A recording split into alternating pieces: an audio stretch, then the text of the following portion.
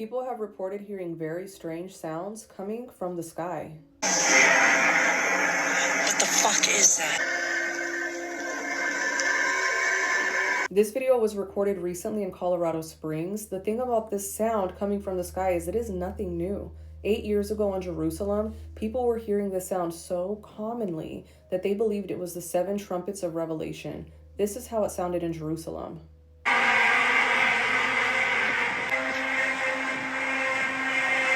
People were horrified about this sound. They were making police reports, and the sound just became more frequently heard across the entire United States. There was no solid answer, though. This is a few things they did say it could be. Many people believed that this was a high-speed aircraft breaking the sound barrier. Other people believed that we were experiencing a meteor shower, something coming through the atmosphere. Other people said that this was definitely the Earth releasing gases through its crust. Some scientists believe that this could be underwater caves collapsing.